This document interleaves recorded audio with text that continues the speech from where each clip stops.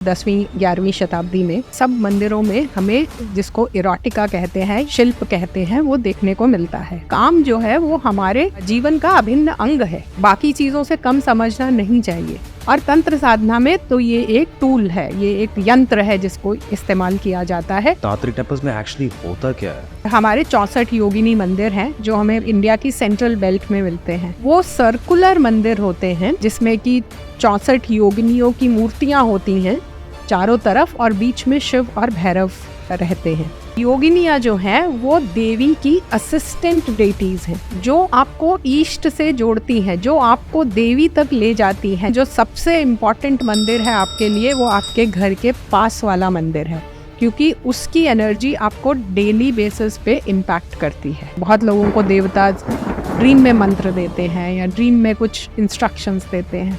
अगर मैं कुछ कर रहा हूँ लेकिन उसमें देवता मेरा साथ नहीं दे रहे हैं, तो देवता बोल रहे हैं this is not your path. कहीं कहीं आप थोड़ा सा भी एफर्ट करते हैं, आपको बहुत रिस्पॉन्स मिलता है।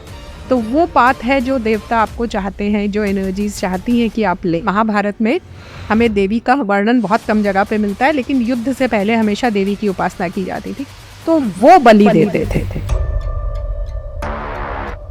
Anuradha ji, welcome to under the tree. नमस्ते and thank you for having me. नमस्ते। जिस टॉपिक से मैं शुरुआत करना चाहूँगा वो है in regard to the Khajuraho temple. उस टेम्पल के रिगार्डिंग बहुत सारी कंट्रोवर्सीज हैं, एंड सोशल मीडिया की वजह से specially not only information spread हो रही है बट मिस इन्फॉर्मेशन स्प्रेड हो रही है, एंड जो इन्फॉर्मेशन स्प्रेड भी हो रही है बहुत सारा डिस्टॉर्ट हो रहा है। And specifically in regards to the temple, उसके कंट्रोवर्सी जो हो रहे हैं it's in regards to the statues and the design and architecture. तो मैं आपसे बात करना चाह रहा था कि ये जो स्टैचूज़ हैं, जो सेक्सुअल पोस्चर्स हैं, कामा, इसके पीछे रीज़न क्या है और ट्रूथ क्या है? Because I feel like the audience जानना चाहती है, बट बहुत सारे डिफरेंट ओपिनियंस सोशल मीडिया की वजह से रीच कर रहे हैं ऑडियंस को। तो इसकी 2 या 3 इसके एक्सप्लेनेशंस हैं। ठीक है, मैं वो दोनों तीनों आपसे शेयर करती हूँ और फिर आपका चॉइस है आप किस में बिलीव करना चाहते हैं। सबसे पहले तो ऐसा बोला जाता है कि जिस काल में खजुराहो के मंदिर बने थे, और ये हमें जो 10th 11th सेंचुरी में जो मंदिर बने थे 10वीं 11वीं शताब्दी में, उनमें सब मंदिरों में हमें जिसको इरोटिका कहते हैं या मैथुन शिल्प कहते हैं वो देखने को मिलता है। तो एक एक्सप्लेनेशन ये है कि उस समय बौद्ध धर्म बहुत प्रचलन में था। तो बौद्ध धर्म में भिक्षु और भिक्षुनियाँ बनाई जा रही थी, तो लोग सांसारिक जीवन छोड़ रहे थे, गृहस्थ जीवन छोड़ रहे थे, और सबके सब ब्रह्मचर्य लेके बौद्ध विहारों में रह रहे थे।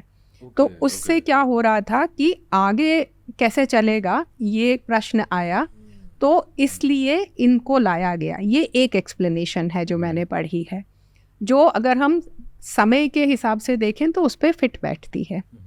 दूसरा एक्सप्लेनेशन ये है कि ये शिल्प जो है हमें मंदिर की बाहरी दीवारों पे मिलते हैं, अंदर नहीं मिलते। सबके सब बाहर की दीवारों पे मिलते हैं। ऐसा क्यों है? तो ये कहते हैं कि मंदिर में जब आप अंदर जाते हैं तो काम को बाहर छोड़ के जाइए, आपकी इच्छाओं को, आपके काम को, आपकी जितनी भी डिज़ायर्स हैं, इच्छाएं हैं या कामनाएं हैं, उन्हें बाहर छोड़ के फिर आप मंदिर में प्रवेश कीजिए। और लाइक मैसेज डिलीवर हो रहा है स्टैचूज के, बिकॉज स्टैचूज बाहर हैं, तो it's like they are saying कि जो आप अंदर लेते हो पहले बाहर छोड़ के आते हो। जी, तो ये मंदिर के बाहर की चीज़ है। एक एक्सप्लेनेशन ये है। तीसरा ये है कि हमारे जो 4 पुरुषार्थ हैं, धर्म, अर्थ, काम, मोक्ष, उसमें काम एक अभिन्न अंग है जिससे प्रजनन होता है, जिससे हम अगली जनरेशन्स आती हैं, जिससे ये जीवन आगे बढ़ता है, जिससे क्रिएशन होती है। तो उसको वो हमारे जीवन का एक अभिन्न अंग है। आपका जन्म, मेरा जन्म, हम सबका जन्म एक इसी एक्ट से हुआ है, तो वो हमारे जीवन का एक अभिन्न अंग है। उसको हम उसको किसी भी कारण से हमें उसको किसी बाकी चीज़ों से कम समझना नहीं चाहिए। तो वो एक अभिन्न अंग है, तो वो हमारे मंदिरों में भी मिलता है। मंदिरों में हमें धर्म तो मिलता ही है, अर्थ भी मिलता है। आप देखेंगे बहुत सारे, जैसे आप कोणार्क के सूर्य मंदिर में जाएंगे या आप बहुत से दक्षिण भारतीय मंदिरों में आपको ट्रेड का, अर्थ के, व्यापारियों के चित्र मिलते हैं। तो अर्थ भी मिलता है, काम भी मिलता है। मोक्ष के लिए तो मंदिर हैं ही, धर्म और मोक्ष के लिए तो हम समझ जाते हैं कि मंदिर है ही। तो एक ये कारण है कि काम जो है वो हमारे जीवन का अभिन्न अंग है। हमारा जन्म ही काम से होता है। और हमारा ये इनफैक्ट अगर मैं आपको तैत्तिरीय उपनिषद पे ले जाऊं, जिसमें कि एक कॉन्वोकेशन एड्रेस में एक जो पासिंग आउट स्टूडेंट्स हैं गुरुकुल के, उनको एक जीवन दर्शन दिया गया है कि जीवन में आपको क्या क्या करना है। ठीक है, बहुत सारी चीज़ें हैं, लेकिन उसके में एक बहुत इम्पॉर्टेंट जो आपकी ड्यूटी है वो है कि आपको प्रजनन करना है, आपको बच्चे पैदा करने हैं, क्योंकि वो आपकी ड्यूटी है अपने एंसेस्टर्स की तरफ कि उन्होंने जो थ्रेड शुरू किया है उसको आप कंटिन्यू करें। Right, so this is a prime duty also of somebody who steps into, जो गृहस्थ आश्रम में कदम रखता है उसके लिए ये एक धर्म है कि आप प्रजनन करें, संतान उत्पन्न करें। ठीक है, तो एक ये है। और जो नेक्स्ट है वो तंत्र से आता है। तंत्र साधना में और अगर आप खजुराहो में ही देखेंगे कि ये मैथुन शिल्प हमें कहाँ मिलते हैं, वो हमें मिलते हैं संधि स्थान पर, जहाँ मंदिर का गर्भगृह और मंडप की संधि स्थान है, जहाँ वो मिलते हैं, उस स्थान पर हमें वो शिल्प मिलते हैं। तो वो एक संरचना का, एक शिव शक्ति का जो के साथ आने से ये ब्रह्मांड बना है।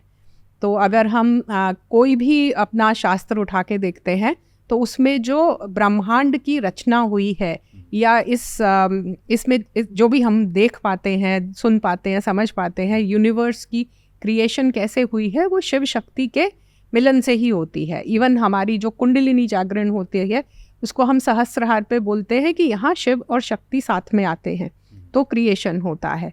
तो वो उस क्रिएशन को भी डिपिक्ट करता है संधि स्थान ऑफ गर्भगृह एंड मंडप।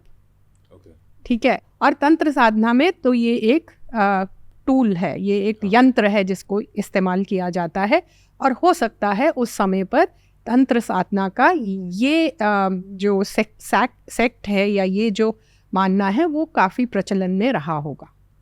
तो ये अलग अलग एक्सप्लेनेशंस हैं, इसमें से आप जो भी चाहे मान, जो आपके मन को ठीक लगे उसको आप मान सकते हैं। मुझे लगता है इन सब में कुछ ना कुछ थोड़ी थोड़ी सच्चाई है। हाँ, नहीं, आई एग्री, इस सब में डेफिनेटली थोड़ी थोड़ी सच्चाई है एंड बहुत रिलेटेबल और टोटली मेक सेंस करते हैं।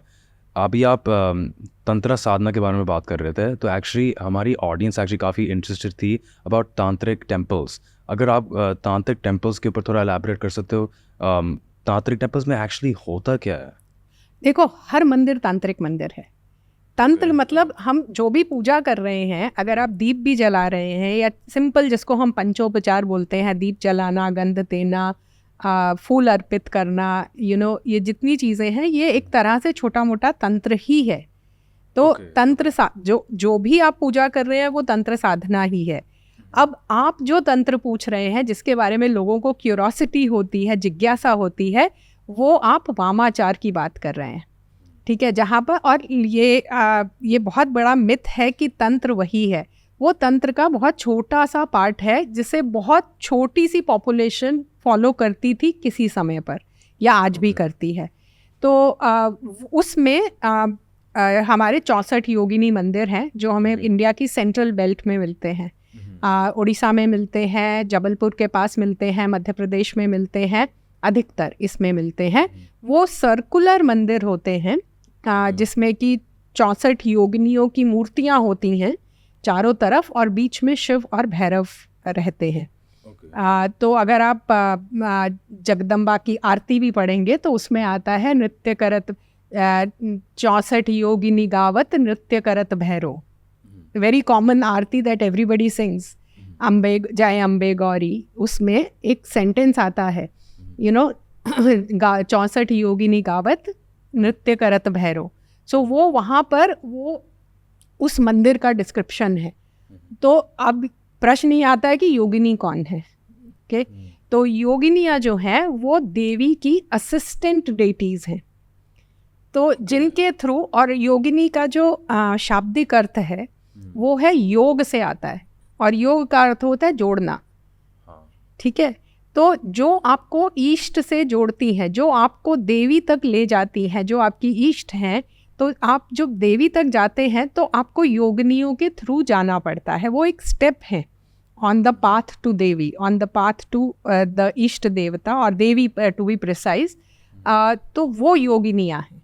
और जितनी हमारे पास श्री चक्र की डिस्क्रिप्शन आती है, ललितोपाख्यान में जो देवी के पूरे घर की, मणिद्वीप की, चिंतामणि ग्रह की उनकी जो डिस्क्रिप्शन आती है, उसमें 64 योगिनियों का अपना स्थान है, जो उनकी प्रोटेक्टिव डेटीज़ हैं, जो 8 डायरेक्शंस में बैठ के उनके उस घर को प्रोटेक्ट कर रही हैं। और उनको प्रोटेक्ट कर रही हैं।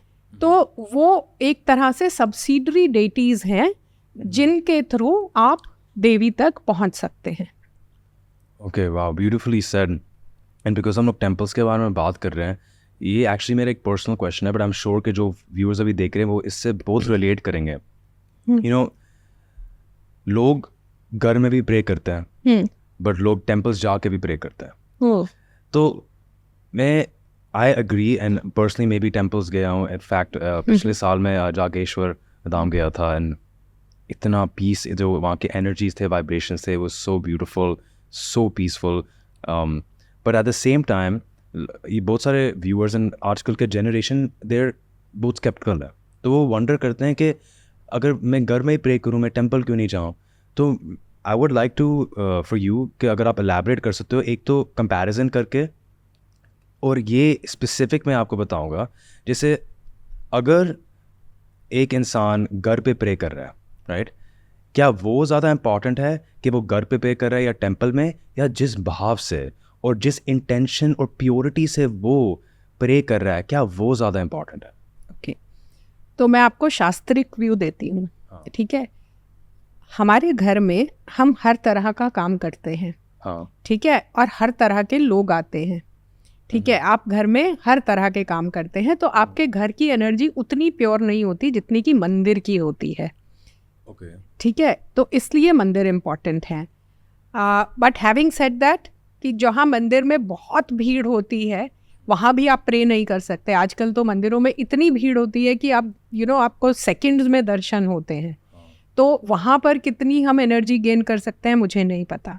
जो शास्त्र कहता है कि जब आप साधना करना चाहते हैं, पूजा तो आप कहीं भी कर सकते हैं, लेकिन जब आप साधना करना चाहते हैं तो आप एक शांत नदी के तट पर करिए, आप किसी पर्वत की कंदरा में, कंदरा यानी एक केव में, गुफा में करिए, आप वन में करिए, या आप समुद्र तट पे करिए।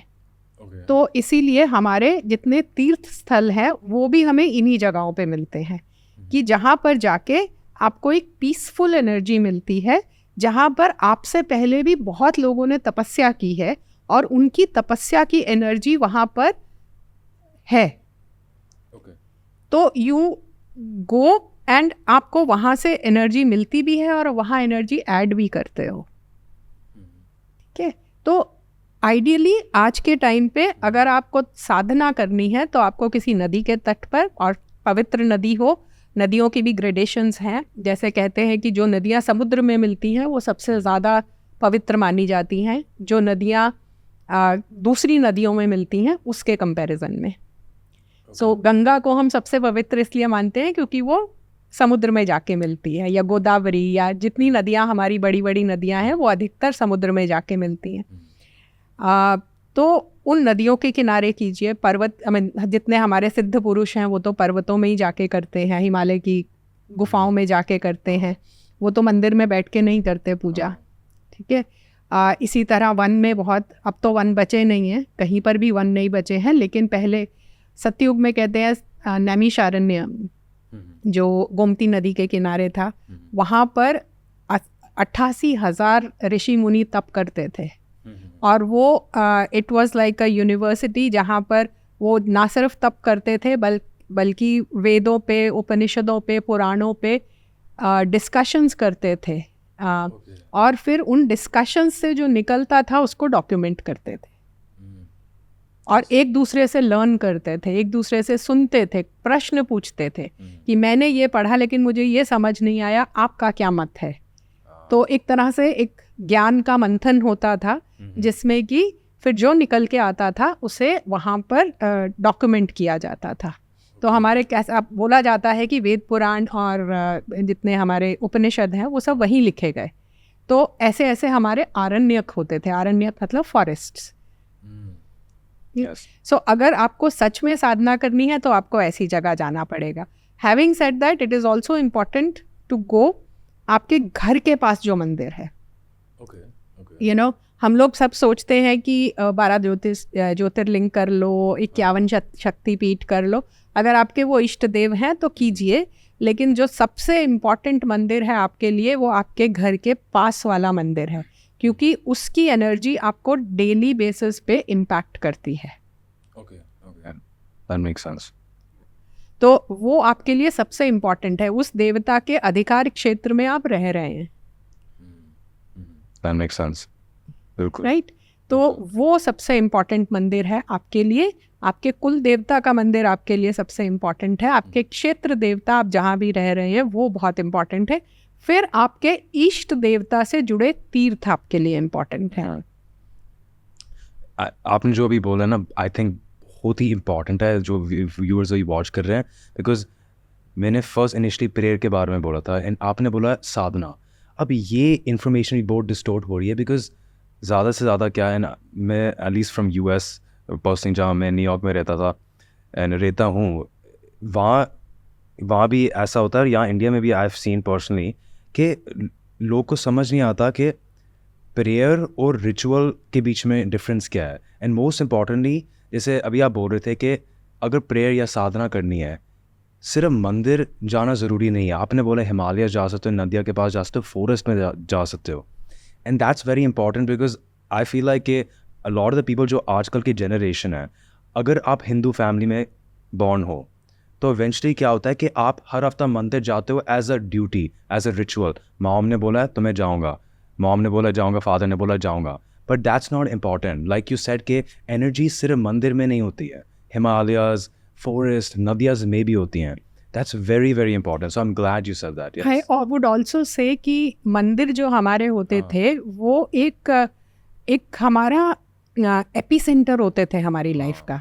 तो उसमें हर मंदिर में एक वाटर बॉडी होनी चाहिए, स्टेप वेल होना चाहिए या कुआं होना चाहिए, अगर शहर में भी है, अगर किसी नदी किनारे नहीं है, वहाँ पर एक वन होना चाहिए। तो उस डेटी के अगर कृष्ण है तो वहाँ कदम्ब के फूल होने चाहिए, वहाँ पारिजात के फूल होने, जो भी कृष्ण को प्रिय फूल है। अगर देवी का मंदिर है वहाँ जपा कुसुम या गुड़हल होना चाहिए, वहाँ उनके जो प्रिय फूल है वो होने चाहिए। तो अगर आपके फॉलोअर्स और यूथ ये कर सकते हैं कि अपने घर के पास के मंदिर में make sure there is a water body, make sure there are flowers and trees associated with the deity there, तो उससे क्या होता है कि वो आपके आसपास में एक बायोडाइवर्सिटी इंश्योर करता है। You know, so in fact I remember मैंने जब पहली बार देवी भागवत पुराण पढ़ा था तो मेरी सबसे बड़ी सीख ये थी उसमें से कि अगर आप देवता को फूल अर्पित करते हैं तो उसका सबसे ज़्यादा आपको पुण्य तब मिलता है जब आप वो फूल खुद उगाते हैं, इंस्टेड ऑफ बाइंग इट। अगर आप खरीद के दे रहे हैं तो उसका आधा पुण्य वो फूल वाले को या everybody in the supply chain और खुद अपने वो भाव अलग, इंटेंशंस अलग होते हैं। हाँ, तो अब मैं अपनी बालकनी में वो सब फूल उगाती हूँ जो मुझे पूजा के लिए चाहिए, राइट। एंड हर कोई कर सकता है। और इससे क्या होता है, फूल तो आप भगवान को एक देते हैं, बट आपके आसपास एक बायोडाइवर्स एनवायरनमेंट हमेशा रहता है। यू नो, हमारे यहाँ जितने पुण्य पेड़ बोले गए हैं, वृक्ष बोले गए हैं, आपका तो लोगो है under the tree, you know. So I think you should, in all your podcast, you should tell people that these are the important trees for us. Please plant, make sure they are around you, you know, नीम का पेड़, people का पेड़, बरगद का पेड़, कदम्ब का पेड़, शामी का पेड़, यू नो, मैंगो ट्रीज जो इंडिया में एटलीस्ट हर जगह होते हैं. Make sure these trees are around you. अगर कहीं नहीं है तो आपके घर के पास के मंदिर में उसे लगाइए. Don't let them concretize the whole temple. Okay, wow, नहीं, ब्यूटीफुली सेड. विष्णु का मंदिर है तो तुलसी वन लगाइए, वैजंती माला लगाइए. यू नो, वैजंती माला इज़ अ प्लांट जिसकी माला बना के विष्णु जी को चढ़ाई जाती है और वो प्लांट लगता है. यू नो, सो थोड़ी सी रिसर्च करके आपके घर के पास के मंदिर में ये सब लगाइए. ओके. और ये जो वीकली जाना है, मेरे हिसाब से that is very good for our social bonding के लिए. ओके. तो आप वीकली भजन करने जाते हैं. मुझे याद है जब मैं I was growing up in the north India, तो हम लोग हर ट्यूसडे हनुमान जी के मंदिर जाते थे. ठीक है, बहुत छोटे थे. The motivation used to be boondi prasad which was very tasty. बहुत छोटे थे. तो then gradually you start connecting with the deity. You know, I remember I think 5-6 year old I was, and मुझे तब से हनुमान चालीसा आता है, बिकॉज यू हर ट्यूसडे सुनते हो. ठीक है. और मैंने अपनी book lotus in the stone में लिखा है कि मच लेटर इन लाइफ मैं ऐसे रिमोट जगह पे हनुमान जी के मंदिर में, when I've chanted Hanuman Chalisa with random strangers, and you suddenly feel we have a bond because we both pray to Hanuman ji. Or we both have chanted Hanuman Chalisa together. तो हम, you know, it's like we are children of Hanuman ji. So वो एक बहुत strong social bonding के लिए you should go. मंदिर सिर्फ ऐसा नहीं है कि गए, हाथ जोड़े और वापस आ गए. वहाँ पर it should be a epicenter of your social life around the temple in your neighborhood. और आज की डेट में तो उसकी बहुत ज़रूरत है जब हम अपने नेबर्स को ही नहीं जानते हैं. When we very you know, cliche हो गया है कहना कि I don't know who my neighbor is. It's the best place to bond with your neighbors. बिल्कुल. एंड बिकॉज हम लोग टेम्पल्स के बारे में बात कर रहे हैं, मैं एक्चुअली पूछना चाहता हूँ आपसे कि जैसे अगर कोई टेम्पल पे जाता है, वहाँ के वाइब्रेशंस और जो पॉजिटिव एनर्जीज आते हैं, it's unimaginable. I mean it's so beautiful. उसके पीछे क्या राज है? पॉजिटिव इंटेंशन से. देखो, मंदिर में जाके लोग दो चीज़ें तो करते हैं, even if they don't do anything. एक तो वो प्रे करते हैं. ठीक है. प्रे करने में वो क्या करते हैं? आइदर या तो वो धन्यवाद करते हैं भगवान को जो उन्हें मिला है, so there is a sense of gratitude, या फिर वो कुछ मांगते हैं. ठीक है. जब मांगते हैं तो अपनी ईगो साइड में रख के मांगते हैं. अगर मैं आपसे कुछ मांगूंगी तो मुझे अपनी ईगो साइड में रख के आपसे कुछ मांगना होगा. So this is a place where people keep aside their ego, people express gratitude. और बहुत डीप कॉन्वर्सेशंस हैं. जैसे उत्तराखंड में ही अल्मोड़ा में गोलू देवता का मंदिर है. वहाँ पर उन्हें न्याय का देवता कहा जाता है. तो वहाँ बहुत से लोग जिनके भी कोर्ट केसेस चल रहे हैं, झगड़े चल रहे हैं, वो वहाँ लिटरली स्टैम्प पेपर पर अपनी एप्लीकेशंस लिख के देते हैं भगवान को और वहाँ बांध देते हैं. So when you go around that temple, it's full of these applications all around. And if you spend some time and read those applications, it tells you the kind of bond people share with the devata.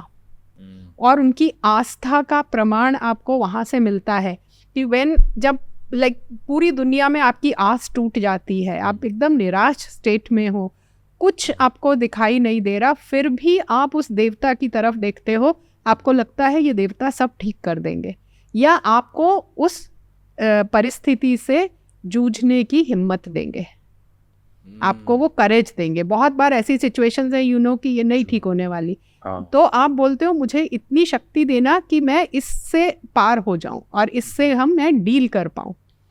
Okay, so that is what the deities give you, the strength. They also give you.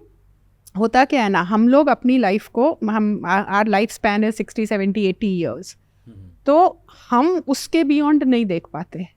लेकिन जब हम देवताओं से connect करते हैं तो हमारा time horizon बहुत लंबा हो जाता है. मेरा time horizon multiple life time हो जाता है. मुझे अच्छा इस जन्म में नहीं दिया, चलो अगले जन्म में दे देना, यू नो. या हो सकता है when you know that everything being equal, किसी को ज़्यादा मिल रहा है, किसी को कम मिल रहा है, ये उनके पुराने कर्म हैं या अगले कर्म बन रहे हैं. तो आपका टाइम होराइजन ज़्यादा लंबा होने से क्या होता है, it's like when you zoom in, you see lot of distortions, जब आप जूम आउट करते हो तो things get smoothened, you know, and वो you get over those distortions. तो वही होता है कि रिलीजन आपका टाइम होराइजन आपको बहुत जूम आउट करके चीज़ें दिखा देता है, तो आप छोटे मोटे डिस्टॉर्शंस से you get over them very easily. हाँ, एंड जैसे आपने भी बोला था कि अगर आप प्रे करने के लिए जाते हो टेंपल पे तो मांगने में आपको अपनी ईगो साइड में रखनी पड़ती है. ये बहुत इंपॉर्टेंट एस्पेक्ट है, बिकॉज जब बहुत सारे यंगस्टर्स भी और आजकल के जनरेशन्स जो स्पिरिचुअलिटी में आ रहे हैं वो बहुत एक modern spiritual kind of ideology लेके आते हैं और बोलते हैं ओ नहीं मैं मांगूंगा क्यों भगवान से, मांगना तो गलत बात है, मैं मांगूंगा क्या. बट जो अभी आपने बोला है कि मांगने में ईगो को साइड में रखना पड़ता है, दिस आई बिलीव इज 110%. हम सब मांगते हैं. I mean we all asked exam से पहले वी ऑल सेड कि पास करवा देना, अच्छे नंबर दे देना, if no other situation. Although जब भी हमारे लाइफ में लोज आते हैं, when a loved one is not well, you know, हम सब मांगते हैं ऐसी सिचुएशंस में. But I also agree that overall we should not be asking, we should let them give us everything. I mean it's like you know, Kabir said बिन मांगे मोती मिले, मांगे मिले न भीख. So बिना मांगे जो भगवान देते हैं वो जो आप मांग सकते हो उससे बहुत बड़ा होता है. हाँ बिल्कुल सही. हाँ बिल्कुल बिल्कुल. यू नो, क्योंकि हमारी समझ इतनी है, हम उतना ही मांगेंगे, यू नो, बट देने वाले की कैपेसिटी बहुत है. 110%. बिकॉज हम लोग तो अपने मटीरियलिस्टिक पर्सपेक्टिव से मांगेंगे ना, वो ये मेरा एप्लीकेशन है, टेस्ट एग्जाम में अच्छे स्कोर्स लेके आ जाओ, या मेरा जॉब हो जाए, या मेरे से प्यार, जो भी पूछोगे. बट जो भगवान का आइडियोलॉजी है वो तो चाहता है कि आप अल्टीमेट ट्रूथ तक पहुंचे, है ना, true knowledge of your true self. Because हम लोग at the end of the day हम लोग ये नहीं है, ये जो बॉडी सूट है हम लोग ये शरीर नहीं है. You know, at the end of the day, we're much bigger than that. We're one with the universe, you know. Absolutely. So that's very well said. Because हम लोग temples के बारे में बात कर रहे हैं, ये एक बहुत ही popular question है, which is this. जैसे mostly जो अभी यहाँ temples हैं इंडिया में, जो at least जो caves और hills के through बने हुए थे, तो मेरा ये question है कि how was it possible? Because at that time, जैसे अगर अभी किसी को बोलो कि उस time की technology से इतना इंट्रिकेट, इतना ऑर्नेट टेम्पल्स बनाओ, तो बोलेंगे कि it's very very hard, nearly impossible. तो उस टाइम पे जो ये बना रहे थे, डिड दे हैव उस ज़माने के हिसाब से कोई उनका एक टेक्नोलॉजी और मशीनरी, या सब कुछ एक हैंड लेबर से हुआ था? हमें टेक्नोलॉजी के बारे में बहुत जानकारी नहीं है, किस तरह की टेक्निक्स यूज़ करते थे. लेकिन जो मेरी ऑब्जर्वेशन है वो ये है कि उस समय की एक जो परस्यूट फॉर एक्सेलेंस थी, कि हम जो भी बनाएंगे वो उत्कृष्ट बनाएंगे, और एक साधना के थ्रू बनती थी. तो जो स्थपति होते थे, जिनको आर्किटेक्ट कहते हैं आजकल, जो स्थपति होते थे वो ईश्वर के लिए बनाते थे. इसीलिए आप देखिए कि पुराने जितने भी रॉयल टाउन्स हैं वहाँ सिर्फ मंदिर बचे हैं, बाकी सब खत्म हो गया है. तो एक तो उनके पास जो भी बेस्ट था वो मंदिरों में लगता था, बेस्ट टेक्नोलॉजी लगती थी, बेस्ट पेट्रन्स थे जो उसको पेट्रोनाइज करते थे, बेस्ट आर्टिस्ट थे. जैसे आप अजंता एलोरा के गुफाओं में जाते हैं तो इतनी डीप अंदर गुफाएं हैं, वो उसके अंदर उन्होंने इतनी इंट्रिकेट पेंटिंग की हुई है, वो देखने के लिए आज आपको एक फ्लैश लाइट यूज़ करनी पड़ती है, उन्होंने पेंट कैसे किया होगा. तो ये टूल्स टेक्नोलॉजीज़ हमें नहीं पता है, बट मैं इतना कह सकती हूँ कि उस समय एक परस्यूट ऑफ एक्सीलेंस होती थी कि हम एक एक्सीलेंट चीज़ बनाएंगे जो हज़ारों साल तक रहेगी, और रही है. आज जो मिसिंग है, जिसकी वजह से हमें ये सोचना भी इम्पॉसिबल लगता है कि ऐसा कोई, बहुत लोग तो एलियन थियरीज देते हैं कि एलियंस ने आके बनाया. यू नो, एलियंस ने नहीं बनाया. आज भी आपको स्थपति मिल जाते हैं, शिल्पकार मिल जाते हैं, उड़ीसा में जाइए, तमिलनाडु में जाइए, जो ऐसी सुंदर मूर्तियाँ बनाते हैं. मुझे राजस्थान में एक इतने से मिनिएचर वुड कार्वर्स मिले थे जो इतने से में पूरा मंदिर बना देते हैं, अभी भी बहुत सुंदर. तो वो कला थी, और वो एक लीनिएज में प्रोफेशन होता था, पुश्तैनी जिसे बोलते हैं, कि आप पैदा होते से ही वो सीखने लगते थे. आपके घर में सब लोग उसी में काम दी. We had centres of excellence जहाँ पर एक जगह पर एक कला को परस्यू किया जाता था, तो उसमें एकदम एक्सेलेंस आ जाती थी. तो मेरे हिसाब से this is pursuit of excellence, they of course had some techniques, क्योंकि वो बहुत टाइम नहीं लगाते थे, बहुत जल्दी बन जाते थे.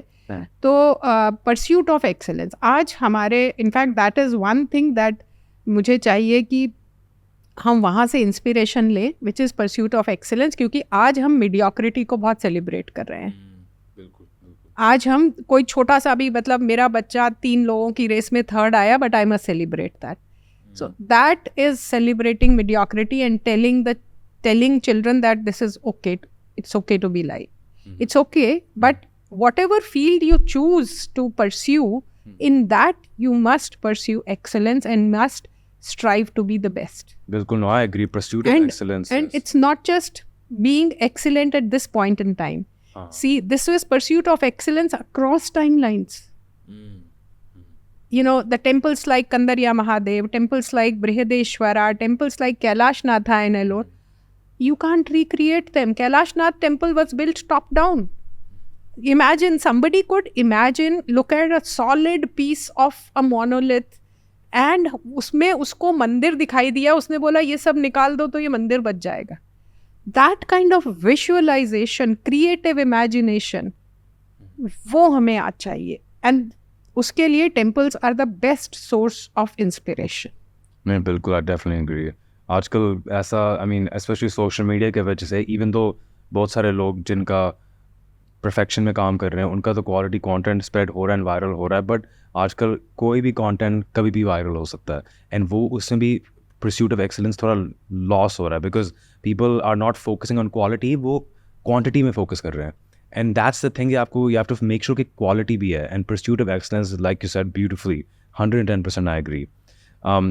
You know, आप इतने सारे temples को visit करते हो, क्या आपको कभी कोई mystical experiences हुए थे? बहुत सारे, बहुत जगह, बहुत सारे. Okay. आप थोड़ा share कर सकते हो? So, see, mystical experience क्या होता है, ये बहुत ही personal है. किसी के साथ क्या होता है, क्या नहीं होता है. जैसे बहुत जगह आपको अजपा जाप होने लगता है, आपको मंत्र सुनाई देने लगते हैं बहुत से मंदिरों में. बहुत से मंदिरों में आप स्तंभन भी होता है. स्तंभन मतलब you go blank. You know, तो फॉर एग्जांपल कि एक पर्टिकुलर देवता का मंदिर है, शिव जी का मंदिर है, आपको महामृत्युंजय मंत्र सबको आता है, मुझे भी आता है, लेकिन सडनली वहाँ नहीं आ रहा. It goes, you simply go blank and you don't know why. So ये ऐसे भी होता है. और बहुत जगह आपको और भी बहुत सारे एक्सपीरियंसेस होते हैं. देवता can show up in various forms and shapes, बहुत सारे, but these are very very personal to share on a public platform. But अगर किसी को, जैसे अगर कोई ये वीडियो देख रहा है जिसने एक मिस्टिकल एक्सपीरियंस को सामना किया है and like he went through that, तो आप क्या उनको एडवाइस करोगे? नेक्स्ट स्टेप्स क्या होने चाहिए? क्या आपको डिपेंडेंट होना चाहिए मिस्टिकल एक्सपीरियंस के बाद? बिकॉज क्या होता है समटाइम्स, जैसे I watch this YouTuber Aaron Abke, he is based in US only, लेकिन he is very much into spirituality and he had a lot of enlightening experiences and lot of people India में, US में अपने experiences को share कर रहे हैं. But अब ये जो प्रोसेस उसके बाद आता है, I think that's very important. आप क्या एडवाइस करोगे आफ्टर दिस एक्सपीरियंस, क्या करना चाहिए? आर्यन, मुझे लगता है कि ये एक्सपीरियंसेस हर किसी के पास होते हैं. कुछ लोग इसको नोटिस कर लेते हैं और कुछ लोग इसे कोइंसिडेंस बोल के छोड़ देते हैं.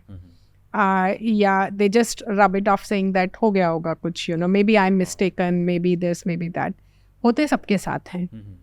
Where you the energies higher than the energies that we exist at start interacting with you. Yeah. Now what you do is again very very individual. आप क्या करोगे उसके साथ?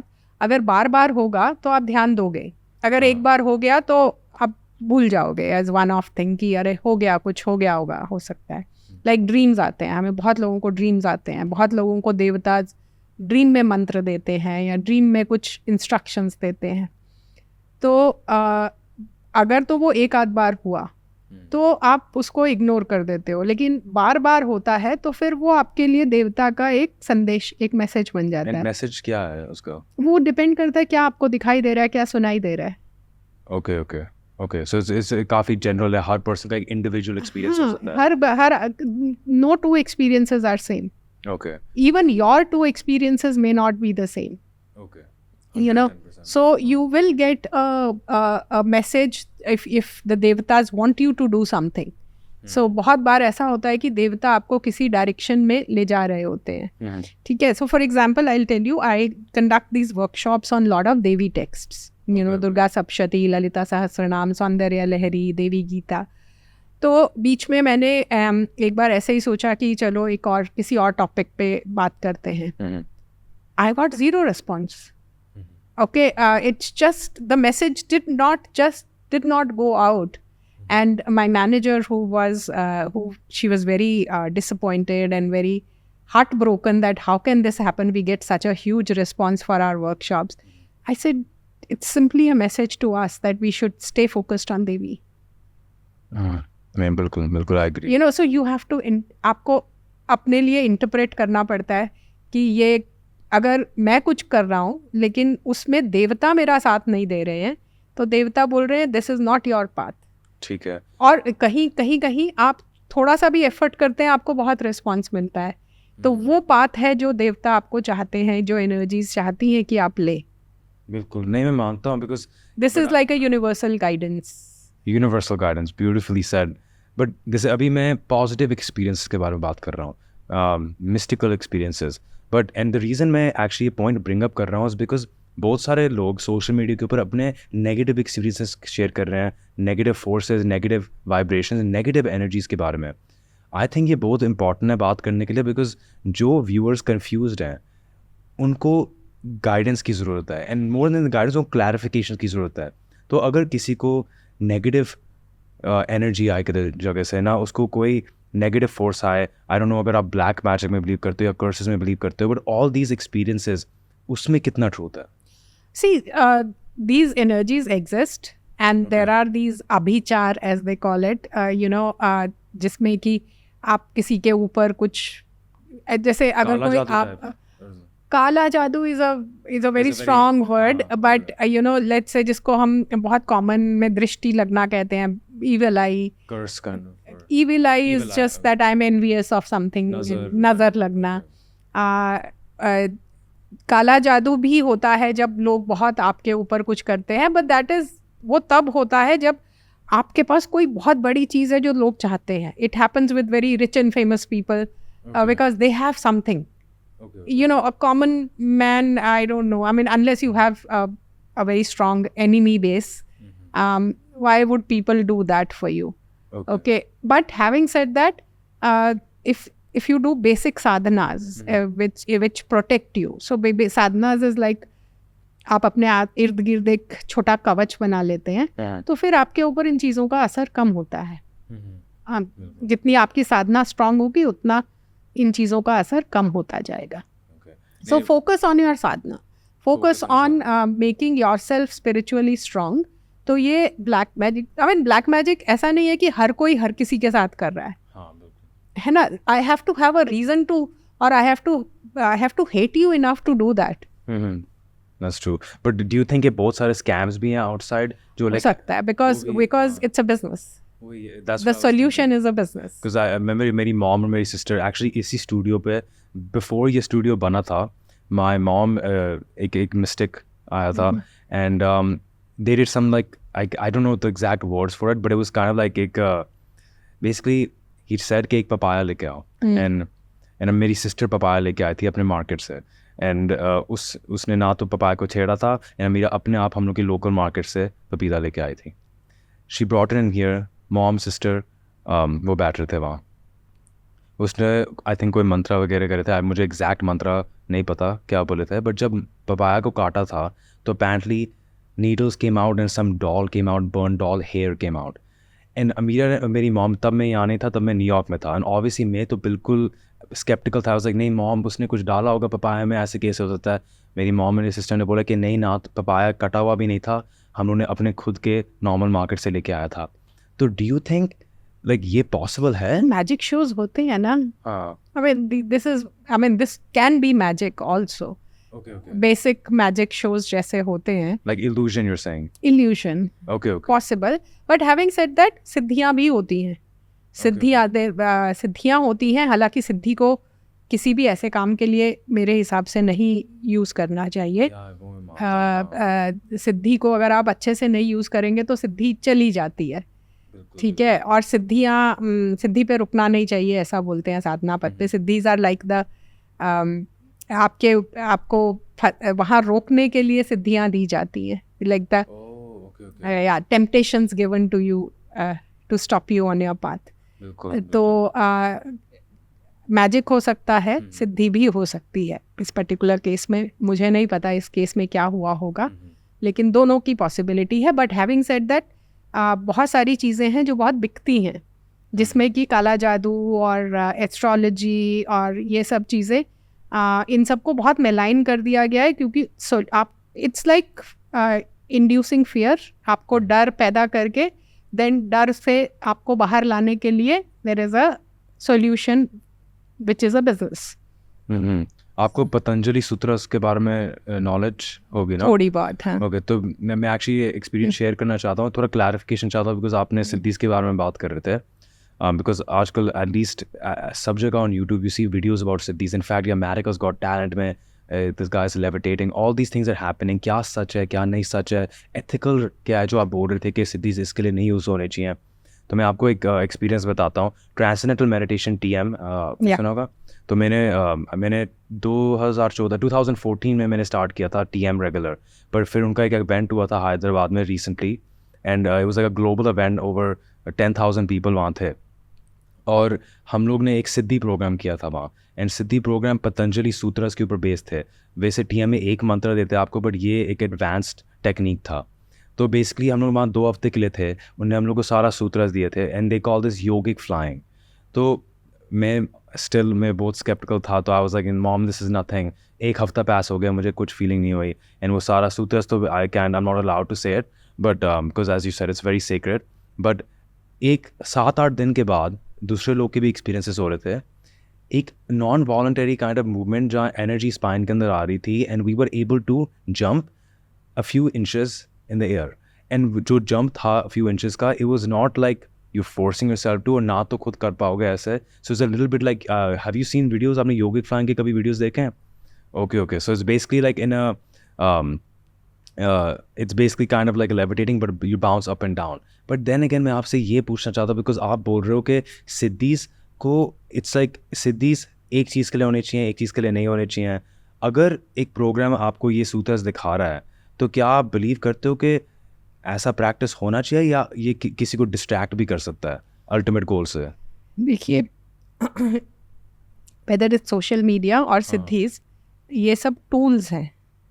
टूल्स, ओके, ठीक है। सो रहीम का एक दोहा है जिसमें कहा गया है कि लोहे की ना लोहार की, कहे रहीम विचार, जो हनी मारे सीस पे ताही की तलवार। मतलब एक जो सोड है, ना तो वो लोहे की होती है, ना वो लोहार की, जो आयरन स्मिथ है उसकी होती है। तलवार उसकी मानी जाती है जो उसका राइट यूज करता है किसी का शीश काटने के लिए। That is what it is made for. Okay. So practices or strategies different हो सकती हैं. हाँ. So how you use it. So these are tools. You can use them for अपने अच्छे के लिए, समाज के अच्छे के लिए, विश्व के अच्छे के लिए, और आप उसको अपनी बुराई के लिए, समाज की बुराई के लिए, विश्व की बुराई के लिए इस्तेमाल कर सकते हैं। So सिद्धीज़ भी वैसे ही टूल्स हैं। Once you have them, आप उसको अच्छे के लिए आप उसको कैसे यूज़ करते हैं, उस पे डिपेंड करता है कि आप सिद्धि का सही प्रयोग कर रहे हैं या नहीं। सिद्धि पाना is not a very difficult thing, लेकिन सिद्धि का सही प्रयोग करना अधिकतर, जैसे मैंने कहा, सिद्धीज़ आर लाइक टेम्पटेशन, आपको लालच दिया जाता है, तो बहुत लोग सिद्धि पर अटक जाते हैं। It's like an obstacle thrown at you, आप उसमें अटक जाएंगे। You know, you will get lot of fame, you will get lot of money, lot of people will be fascinated by you, तो आप उसमें फंस के फिर आप वहाँ से ऊपर नहीं जाएंगे। सो जो सबसे सिद्ध लोग हुए हैं, वो सिद्धि को इग्नोर करके आगे चलते हैं, और अगर कभी उसका प्रयोग करना पड़े तो जन कल्याण के लिए प्रयोग करते हैं। नहीं, मैं आपकी बिल्कुल बात मानता हूँ, क्योंकि सिद्धीज जो आप बोल रहे हो कि सिद्धीज को इग्नोर करता है, बिकॉज वो siddhis is not the goal, गोल सिद्धीज नहीं है। जैसे आप बोल रहे हो कि आप जमीन से 6 इंच ऊंच, अब आप उसको एक एक्रोबैट की तरह यूज कर रहे हैं डेमोन्स्ट्रेट करने के लिए, see what I have, all you are saying is look at me, I can do this. Exactly, वो ईगो आ जाती है बीच में, शोइंग का तो आप नहीं, तो आप वहाँ फंस गए। और आप हर साधना में जब आप बहुत सारे टेक्स्ट पढ़ते हैं साधना में, जो एंड में ये बहुत सारे ऐसे लालच, ऐसी टेम्पटेशंस आपको दी जाती हैं टू टेस्ट यू। ओके, तो ये भी सिद्धीज भी एक टेस्ट भी हो सकता है, एक प्रोसेस हो सकता है आपकी स्पिरिचुअल जर्नी के लिए। एब्सोल्युटली। नहीं, मैंने फर्स्ट टाइम मैंने ये पर्सपेक्टिव सुना है, but I really really relate to that. I hope कि जो भी व्यूअर्स इस वीडियो तक पहुंच गए हैं, definitely listen to what she just said, कि अगर सिद्धीज या कोई भी mystical experiences, siddhis, super natural experience आप एक्सपीरियंस कर रहे हो इस पॉइंट पे, वो गोल नहीं है, वो टेस्ट भी हो सकता है आपके लिए, स्पिरिचुअल जर्नी का एक टेस्ट हो सकता है, ताकि आप फर्दर जा सकते हो अपने स्पिरिचुअल जर्नी में to the ultimate truth. So very beautifully said, thank you so much for that. Even your wealth, you know, अगर आपको बहुत वेल्थ मिल जाती है किसी भी तरह, फेम है, पैसा है, यश, कीर्ति, सम्मान, आप उसका क्या करते हो? यू नो, डू यू आप उसको उड़ाने लगते हो, आप उसको दिखाने लगते हो, या आप उसको जन कल्याण में लगाने लगते हो? That is your test. बिल्कुल, जो भी आपने बोला है, इट काइंड रिलेट्स टू मेरा एक जो इट्स अनरिलीज्ड सॉन्ग ऑफ आर्गी, मैंने एक लाइन लिखी थी उसमें, it's a little metaphorical but it says, रात की तन्हाइयों में रास्तों का पता। बेसिकली जो डार्केस्ट टाइम्स आपकी लाइफ में होते हैं, वो आपको एक्चुअली अल्टीमेट ट्रूथ के लिए जाते, वो टेस्ट एक होते हैं, उनके थ्रू आपको और सीखने को मिलेगा, वो आपके लिए एक चांस होता है। तो हर एनीबडी जो वॉच कर रहे हैं that might be going through a difficult time, चाहे वो मेंटल इलनेस हो, चाहे वो एक फैमिली मैटर हो, एनीथिंग, जस्ट रियलाइज के एज मैम सेड कि अगर आपके पास कोई डिफ़िकल्ट टाइम्स, डिफ़िकल्ट पीरियड्स आ रहे हैं लाइफ में, even in normal life, practical life में भी, कि वो आपके लिए एक टेस्ट हो सकते हैं, वो आपके लिए एक चांस है चूज़ करने के लिए, उससे सीखने के लिए। डिफिकल्ट टाइम्स जो होते हैं, जो हमारा लो फेजेस होते हैं, they actually show us the truth. They tell us कि all the things, all the people we have been thinking about that, ये मेरी दुनिया है, ये मेरे लिए ये करेगा, जो सच्चाई है, लाइफ का जो सच है, that is way beyond all that you thought was yours. So difficult times are actually जो आपको एक आईना दिखाते हैं, आपको एक सच्चाई से आपको आपका साक्षात्कार करवाते हैं। So कि ये सच्चाई है, what you are thinking of is illusion. So difficult times tell you this, but good times test you. Wow, नहीं, बिल्कुल, so beautifully said. And because good times में the choice is yours. The world is running out. You have everything. Now what you do with everything? Wow, that's true. बिल्कुल. That's why we say Raja Ram and Ram Rajya, because he acted when he had everything. He took the part of dharma when he had everything. He could easily choose. He could have easily told his father, I am not going, I want to be the king. And he had support. He had support of his brothers, he had support of everybody. But he gave up. Similarly, when he was back, he had the choice of telling his people to shut up and move on. But he made the choices. So you get tested when you have everything. And difficult times show you the reality. They make you, वो आपको life के सच्चाई से, and they are also the times जब आपको spirituality का महत्व पता चलता है। बिल्कुल बिल्कुल बिल्कुल। I am so happy you said that. And ये जो अभी हम लोग जो ये टॉपिक के ऊपर बात कर रहे थे, इतना प्रैक्टिकल है। I really think the viewers can relate to this. मैं पर्सनली आपको अपना एक्सपीरियंस बताता हूँ। यूएस में last year was like one of the best parts of my career as an actor. I was getting big projects with Mountain Dew, ABC, all these big companies I was working with. And फिर at that point मैं इतना अपने spiritual journey में इतना involved नहीं था। मुझे लग रहा था मुझे उससे खुशी मिलेगी और पैसे मिलेंगे, फेम मिलेंगे, तब मैं खुश होऊंगा। बट कभी I could never feel that true happiness. Then I realized कि जो आप बोल रहे कि गुड टाइम्स में आपके लिए एक चांस होता है, एक टेस्ट, वो भी एक टेस्ट होता है। मोस्टली यूएस में आजकल क्या हो रहा है कि जब किसी को फेम और सक्सेस मिलता है, specially artist, musicians, specially musicians and singers, वहाँ ड्रग का कल्चर इतना ज़्यादा हो गया. I was witnessing, I never did it my self, but मैं विटनेस कर रहा था. ऑल माई फ्रेंड्स जब भी स्टूडियो में जाते हो, marijuana, weed, all these things. And more than that, उसको अगर फर्दर भी जाते हैं, जो स्पिरिचुअलिटी में इंटरेस्टेड है वो भी ड्रग्स ले रहे हैं. And I think you must have some knowledge about psychedelic drugs. तो psychedelic drugs is huge right now. पहले तो Ram Dass, Harvard, he was a Harvard professor, I'm sure you must have heard of him. वो Harvard में LSDs और mainly psilocybin का practice कर रहे थे. फिर later on he evolved and he went to India. फिर नीम करोड़ी बाबा जी was also my guru, वो उनसे मिले थे. And then he stopped all that. But आजकल तो अब DMT, recently I watched a podcast, who was it, I think it was Joe Rogan, I'm not sure, but every other episode he's talking about his experience on DMT. And वो बोल रहे हैं कि ओ मैंने ये ड्रग लिया था and I am seeing the truth, मुझे रियलिटी दिख रही है कि अब I am seeing this and that. तो क्या आपके अकॉर्डिंग जो लोग ड्रग्स के थ्रू स्पिरिचुअल एक्सपीरियंस पाना चाहते हैं, इज दैट राइट और wrong? How can it be right? Exactly, because it's a very momentarily, like people are trying to do tests. Scientists are doing tests on psychedelics and stuff. They be like, oh yes, he was in a what's so-called meditative state. They put brain cells on, and they put like testing on all these monks and stuff and try to test their level of happiness. Then they give drugs to normal people, and वो उनको test कर रहे थे कि जब ये psilocybin और DMT and all these drugs ले रहे हैं कि वो कौन से state पे हैं. And they were matching the states between a monk who's meditating and people that are taking drugs. तो lots of लोग confused. I think अगर आप थोड़ा clarification देखो, मैंने इस पे स्टडी नहीं किया है, so honestly I should not, but what I can in general say about the Western tests, they will test one parameter and ignore 100 others. बिल्कुल नहीं, मैं मानता हूँ. Right. So data is like data is something that I can always slice and dice and present the way and to tell the story I want to tell. Right. So आप एक parameter test कर सकते हैं. How will you measure the other parameters? The general, so people who are on drugs, वो कितनी देर रहते हैं उस स्टेट में versus a monk who is always in that state. बिल्कुल you can compare it because you know it's like sitting in an AC room, जो एक लेट्स से 10 बाय 20 का रूम है या 10 बाय 10 का रूम है, उसको ठंडा कर रहा है, वर्सेस एक पीपल के पेड़ के नीचे बैठ जाओ, पूरा एनवायरनमेंट ठंडा कर देता है, वर्सेस अ क्लाउड जो पूरे शहर का, इतने बड़े शहर का पूरा टेम्परेचर नीचे ले आता है. Right. So it is and it's holistic. You know 10 years down the line, 20 years down the line, दोनों की हेल्थ को भी कंपेयर करो. That's true.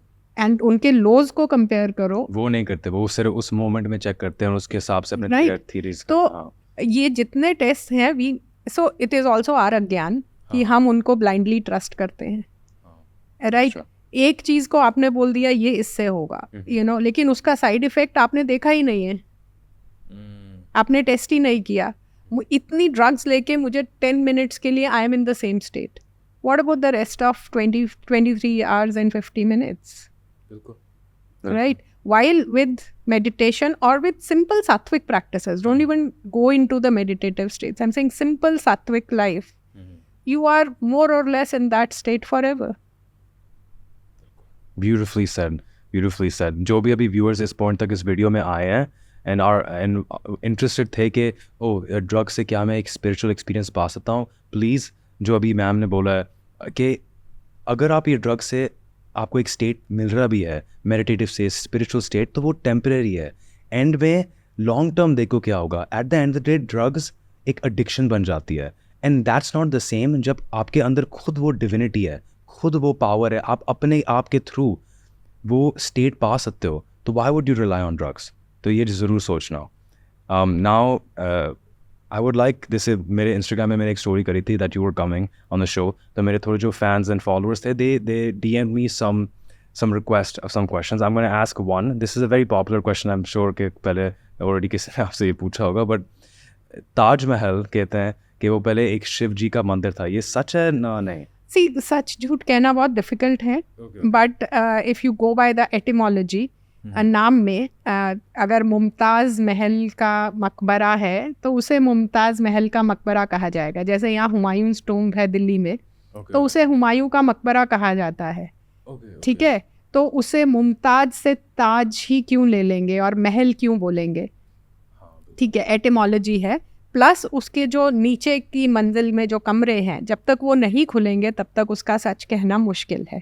अब बहुत लोगों ने ये उनकी रिसर्च पे कहा है कि वो मंदिर था, और ये बहुत कॉमन चीज़ है। बहुत से मंदिर तोड़कर बहुत से स्ट्रक्चर्स बने हैं, तो ये पॉसिबिलिटी है। इस रीजन में बहुत से बने हैं, तो पॉसिबिलिटी हाई है। साइंटिफिकली प्रूवन आज की डेट में नहीं है, because nobody has seen those or documented those basement rooms, what it has. So some ASI survey needs to be done to bring out the truth. Okay, very nice. नहीं, बिल्कुल I agree. तो अभी scientifically like proven अभी तक नहीं हुआ है. Archaeologically, scientifically, I don't think there a survey has been done, and at least not in the public domain. Okay. Also, Jageshwar temple के बारे में बात करना चाह रहा था. जागेश्वर टेम्पल की शिव जी से क्या कनेक्शन है, और अगर आप थोड़ा सा एलैबोरेट कर सकते हो उनके आर्किटेक्चर के बारे में? सो जागेश्वर धाम जो है वो आई थिंक 100+ टेम्पल्स हैं एक छोटे से कॉम्प्लेक्स में। छोटे छोटे टेम्पल्स हैं बहुत सारे। एक ही टेम्पल में एक तो वहाँ पर नागेश्वर ज्योतिर्लिंग है, तो उनके आसपास you would have seen Daruk one है, यू नो, देवदार के पेड़ हैं। तो जो आदि शंकराचार्य का भी जो द्वादश लिंग स्तोत्र है उसमें दारुक वन में बोला गया है नागेश्वर ज्योतिर्लिंग है। हालांकि द्वारका के पास भी एक नागेश्वर ज्योतिर्लिंग है जिसे माना जाता है कि वो ज्योतिर्लिंग है। सो कहना मुश्किल है कौन सा ओरिजिनल है, लेकिन हिमालय में तो शिव का वास है ही। ठीक है, और वहाँ पर नागेश्वर ज्योतिर्लिंग सबसे बड़ा मंदिर है वहाँ पर, और दूसरा बड़ा मंदिर वहाँ पे महामृत्युंजय मंदिर है, और कहते हैं कि पहला महामृत्युंजय मंदिर वो है। उसके बाद एक और शिव जी का मंदिर है थोड़ा दूर, जो मेन कॉम्प्लेक्स है उससे थोड़ा दूर एक बड़ा मंदिर है। तो वहाँ ऐसा बोला जाता है कि वहाँ लिंग रूप में भगवान शिव की पूजा सबसे पहले शुरू हुई थी। तो वहाँ उनका लिंग गिरा था, तो वहाँ से लिंग रूप में पूजा हुई थी। लेकिन जो मुझे वहाँ का जो आर्किटेक्चर है वो टिपिकल पहाड़ी आर्किटेक्चर है, जिसमें कि लोकल स्टोन्स एंड वुड का इस्तेमाल होता है। तो जितने भी हमारा पहाड़ी एरिया है, वेदर इट्स हिमाचल या उत्तराखंड या इवन लद्दाख में, वहाँ पर alternate layers of stone and wood are used. तो वो जो है, एक तो उनकी नींव बहुत गहरी नहीं होती बिकॉज पहाड़ में आप बहुत नीचे नहीं जा सकते, और दूसरा वहाँ पर जो अर्थक्वेक्स वगैरह होते हैं, these are very earthquake resistant. Yeah, so that is a typical architecture of any पहाड़ी area in India and all across Himalayas. Himachal में आपको बहुत सुंदर मंदिर ऐसे देखने को मिलते हैं। तो this is it, it's a Shiv क्षेत्र, और नॉर्थ इंडिया में I think that is the only temple complex जो बचा है, जो हमें बताता है कि उत्तर भारत में भी पाषाण के मंदिर वैसे ही थे जैसे दक्षिण भारत में थे। बाकी सब मंदिर unfortunately we lost them. Yes. This was a very heavy requested question actually. इसके multiple requests आए थे। मुझे exact temple का नाम नहीं पता है, but they were asking कि जो animal sacrifices होते हैं temples में, some Indian temples में animal sacrifices होते हैं, उसका आपका क्या ideology है? What do you believe in that? So देवी मंदिरों में बलि दी जाती है। सब में नहीं दी जाती, देवी के कुछ फॉर्म्स में, कुछ स्वरूप्स को दी जाती है, और वो एक प्राचीन प्रथा है। यू नो, जो टिपिकली तामस प्रधान देवियाँ होती हैं उनमें ये दी जाती है, और कुछ क्षेत्रों में दी जाती है। ये उनकी प्रथा है, और मुझे ऐसा लगता है कि जो भी ट्रेडिशंस हैं, जो प्रथा है, मैं उसका रिस्पेक्ट करके चलती हूँ। मैं खुद सात्विक हूँ, मैं खुद शाकाहारी हूँ, I am a pure vegetarian, तो मैं उसमें पार्टिसिपेट नहीं करती हूँ। बट अगर आपका बिलीफ है और आपकी प्रथा है तो I don't object to it. Okay, या मैं कॉन्स्टली इसके बारे में सोचता हूँ, बिकॉज आई थिंक कि क्या भगवान चाहते हैं कि आप एनिमल को सैक्रिफाइस करो? उसके पीछे रीज़न क्या है? तो ऐसा होता है कि it's a it's an eternal question of vegetarian versus non vegetarian. Okay, so हम में से ट्रेडिशनली जो लोग बहुत फिजिकल लेबर करते थे, विच यूज्ड टू बी क्षत्रियास, जो समाज में जो क्षत्रिय थे वो बहुत, उनका काम होता था फिजिकली फिट होना और फिजिकली स्ट्रांग होना. And in good old days जो फाइट्स होती थी वो बॉडीली माइट पे होती थी. आप शरीर से कितने पुष्ट हैं और आप में मारने की क्षमता भी चाहिए. Like most of us, if no matter what somebody does to me, I don't think I can kill somebody. ठीक है, not for a general war, but Kshatriyas have to do that, and they have to practice it. ठीक है, तो जो क्षत्रियों के मंदिर हैं यूजुअली, आई मीन इसको जनरलाइज नहीं कर सकते, बट मेरा ऐसा मानना है जनरली जो क्षत्रिय हैं, और वो बहुत बड़े देवी उपासक होते थे क्षत्रिय. हर युद्ध से पहले देवी की उपासना की जाती थी. इवन महाभारत में हमें देवी का वर्णन बहुत कम जगह पे मिलता है, लेकिन युद्ध से पहले हमेशा देवी की उपासना की जाती थी. तो वो बलि देते थे.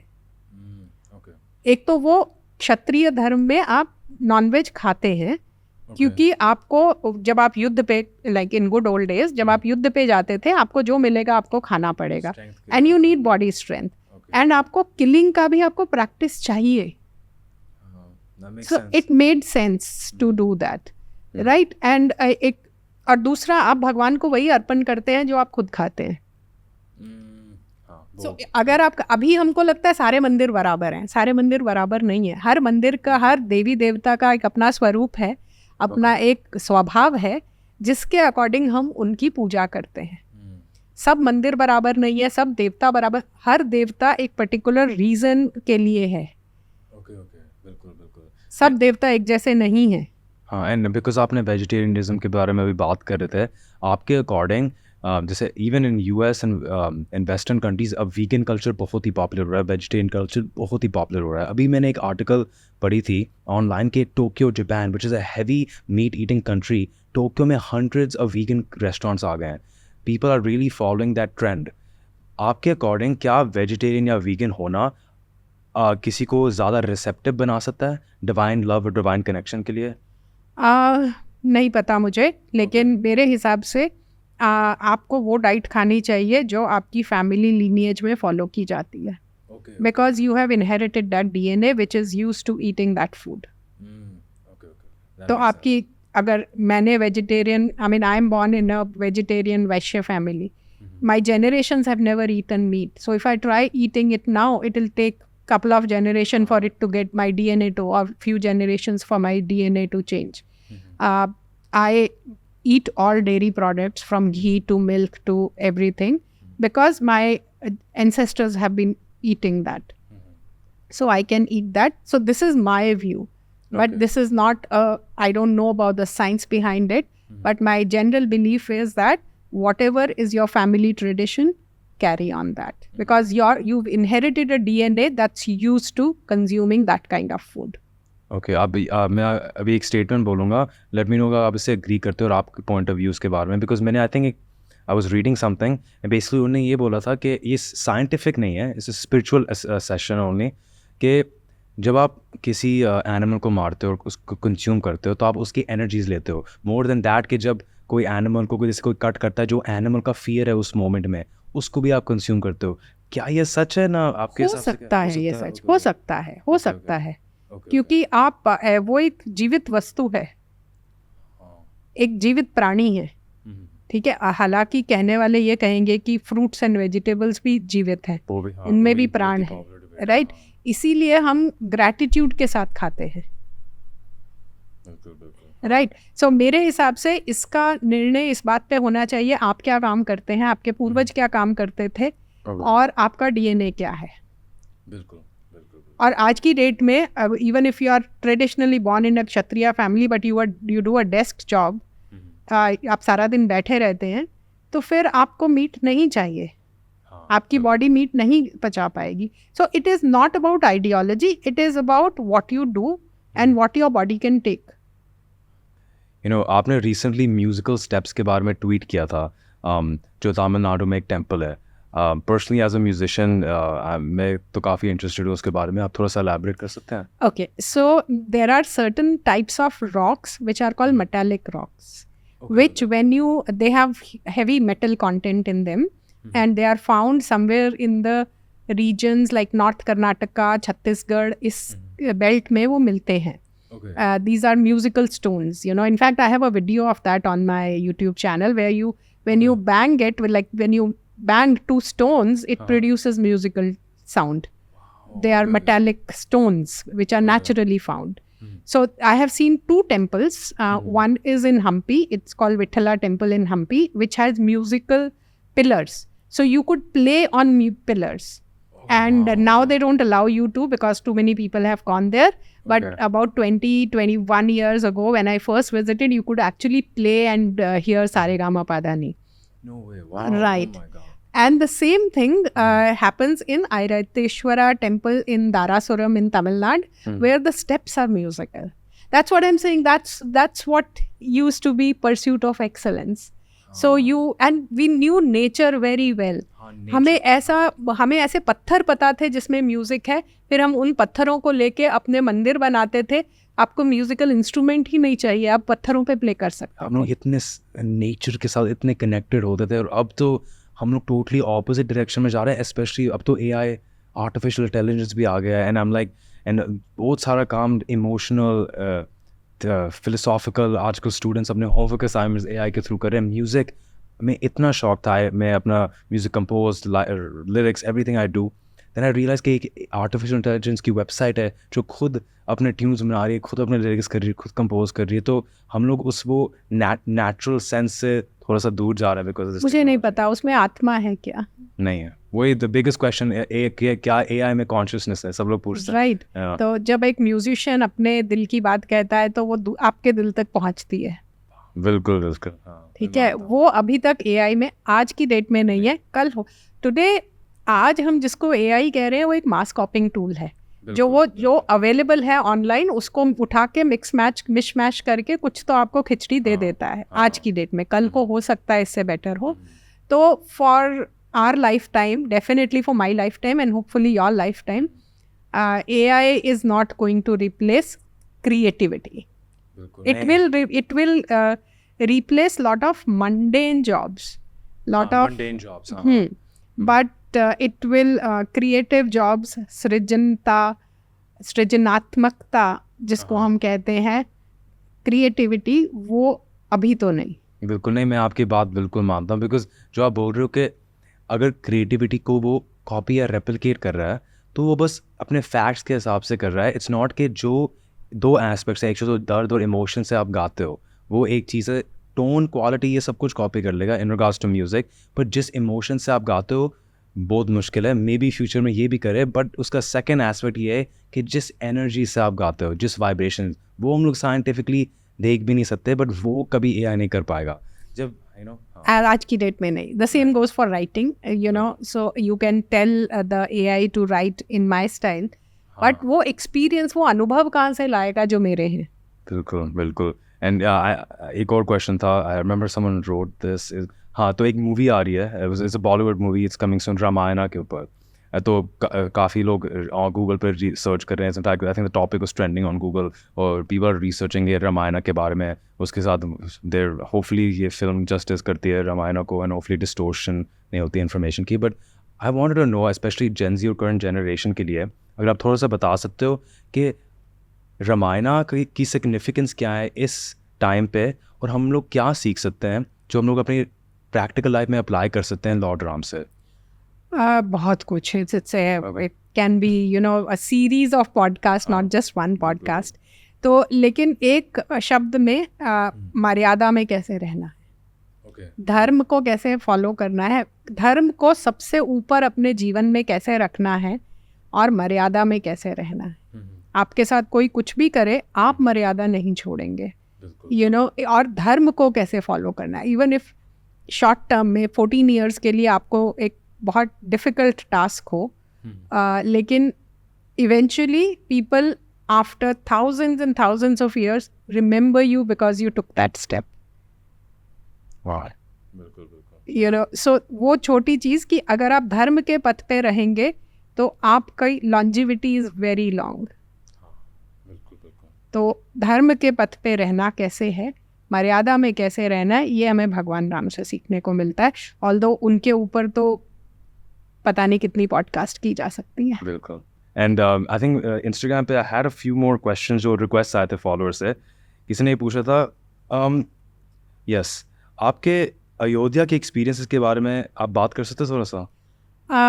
So one experience became very popular on 22nd January, where I shared about my second visit to Ayodhya. So first visit to Ram Janmabhoomi, when I saw him in the tent, I cried a lot.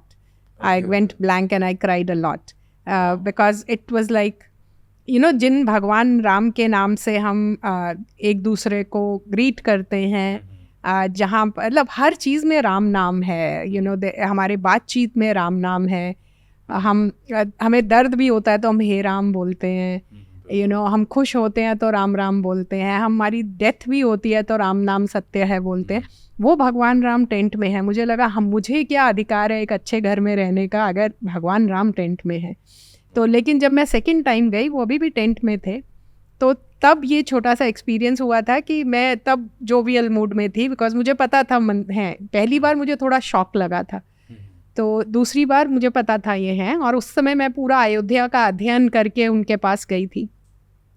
तो मैंने पंडित जी को बोला कि इनसे कहो अगली बार मैं इन्हें मंदिर में देखना चाहती हूँ, मुझे ये टेंट में नहीं चाहिए। हाँ, तो वहाँ एक कमांडो खड़े थे जो पूरा मुंह ढका था और एक स्टेन गन थी उनके हाथ में। तो उन्होंने मुझे पलट के कहा, मैडम मंदिर तो यहीं बनेगा। ओके, और ये 2018 की बात है। तो मैंने कहा ठीक है, आज के हनुमान जी आप हैं, अगर आप ऐसा कह रहे हैं तो ऐसा होगा। हाँ, तो उन्होंने पलट के नहीं देखा, कुछ नहीं दिया। ये बात हो गई 2018। Within less than 12 months the decision came and the temple construction started. And next, ईश देवता होना क्यों ज़रूरी है? ज़रूरी नहीं है, लेकिन हम सबका एक इष्ट देवता होता है, वो एनर्जी जिसके साथ हम नेचुरली बहुत कनेक्ट करते हैं।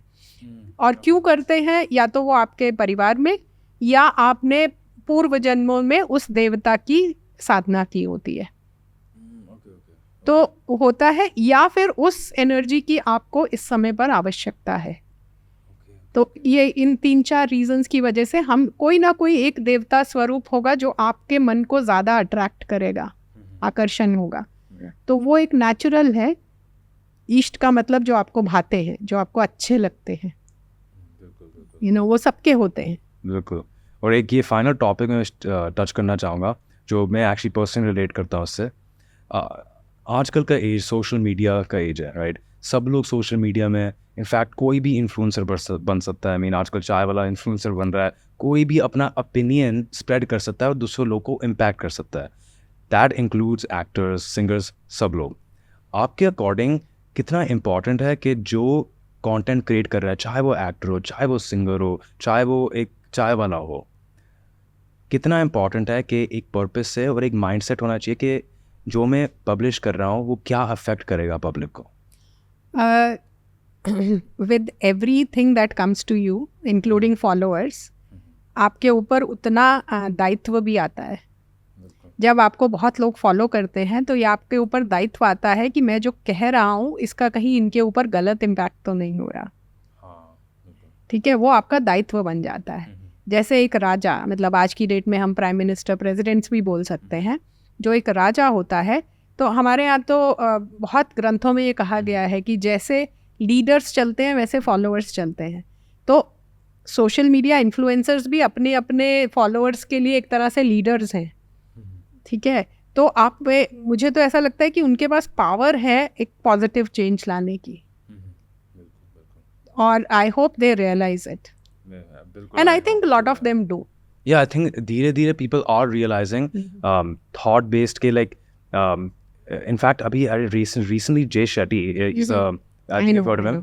उसने अभी एक एजेंसी, टैलेंट एजेंसी खोली है यूएस में, जो स्पेसिफिकली पर्पस ड्रिवन कंटेंट को प्रमोट करना है कि जो भी हम लोग कंटेंट बनाएंगे will do it with a purpose कि क्या पॉजिटिव इम्पैक्ट हो रहा है। तो यू राइट, शुरुआत डेफिनेटली हो रही है। Lot of you are doing it, lot of young podcasters are doing it, so I think it will, and the others will fizzle out. बिल्कुल Those without a purpose will not go too far.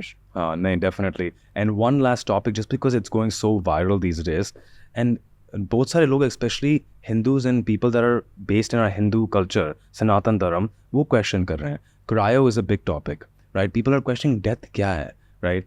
People are freezing themselves in US labs में, and वो बोल रहे हैं कि अगर मेरे पास अभी कैंसर है ना, अभी कोई डिजीज़ है, मैं अपने आप को defrost करके 1000 साल बाद I'll be fine, and कोई तब तक ना कोई solution बन जाएगा. आपके अकॉर्डिंग, आपके हिसाब से, according to Hinduism, according to our Sanatana Dharma और इंडियन वैल्यूज, क्या ये पॉसिबल है? See, we do have concept of Chiranjeevis.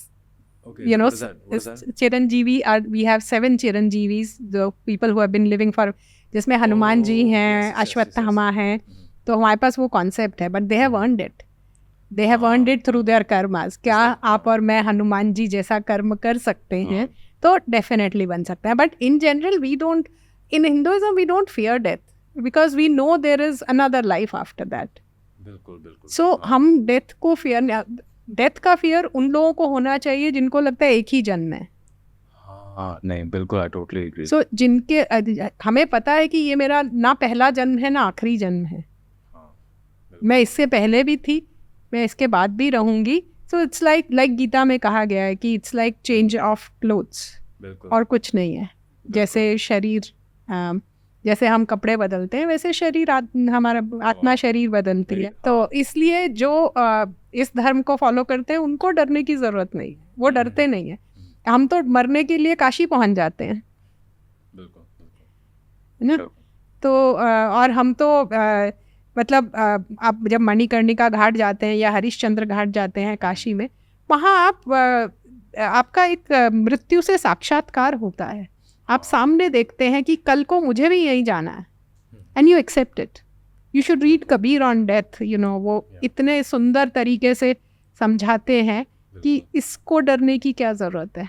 जितने टाइम जिए वो अच्छे से जिए. That should be our goal. Quality life goal होना चाहिए. सेल्फ रियलाइजेशन, अपने आप को क्लोजर लेके आओ उस ट्रूथ के साथ. Absolutely. Anuradha ji, what a beautiful conversation. बहुत अच्छा लगा आपसे बात करके. फ्यूचर में भी करेंगे. So thank you so much. नमस्ते. नमस्ते.